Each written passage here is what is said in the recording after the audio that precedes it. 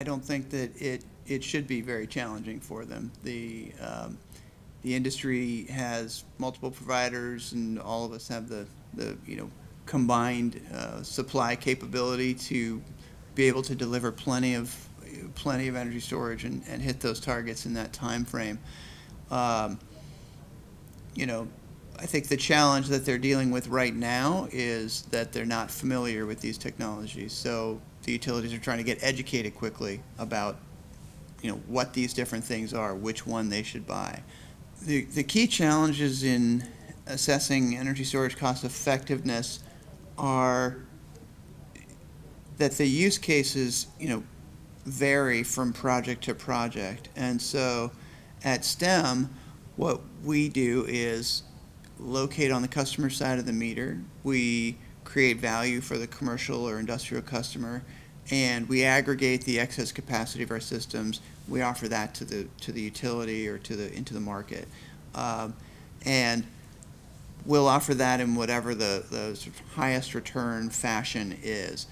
I think that there is a fundamental tension between some of the things you can do to create value for your customers. So, for example, if you're charging your customer to provide them with a backup power source with their battery system, but you're also going to use it to do peak leveling or to participate in a demand response program, then at some point their battery pack might be empty when the grid goes out.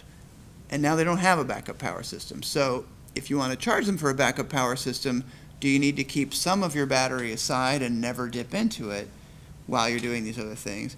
In which case you just increase your cost. So we really look at all of the value streams that are coming in, how many dollars are coming in, and the cost of providing those things, and what can be layered and what really can't be layered.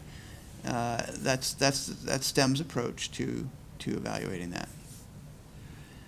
The greenhouse gas reductions definitely need to be quantified. Obviously we have a very early set of market signals around carbon, and if we were to fairly price all of those, ancillary effects of fossil fuels into the price of oil and gas, then you'd see more renewable adoption more quickly. You'd see more storage adoption to support the renewable penetration levels.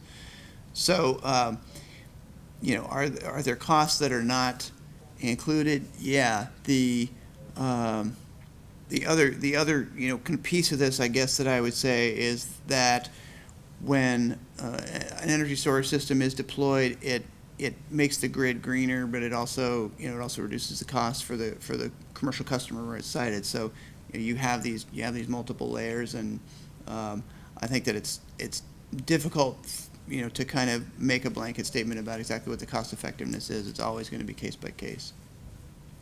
The CPUC's decision makes it more favorable or more feasible to put an energy storage system in a residential setting. So what we're expecting at STEM is to see more and more residential business come in the door. I would expect that customer-sited storage will exceed the 200 megawatts target for the 3 IOUs. What STEM is expecting is that we can provide the same kinds of products and services and support the grid from behind the meter that bulk storage can if it's sited on the distribution circuit. So in our view, in STEM's view, the customer-sited storage group, 200 megawatts should be the floor and not the ceiling, and the distribution and even the transmission buckets should be available for behind-the-meter storage to bid into. So STEM is approaching the energy storage space with a couple of key principles. One, we're behind the meter. We believe we can deploy faster. It's cheaper because we're not doing expensive engineering studies. We're productized. We have a single unit that is UL approved, that's scalable. We're putting systems in that are the right size for the right application, but it's just more modules of the same box.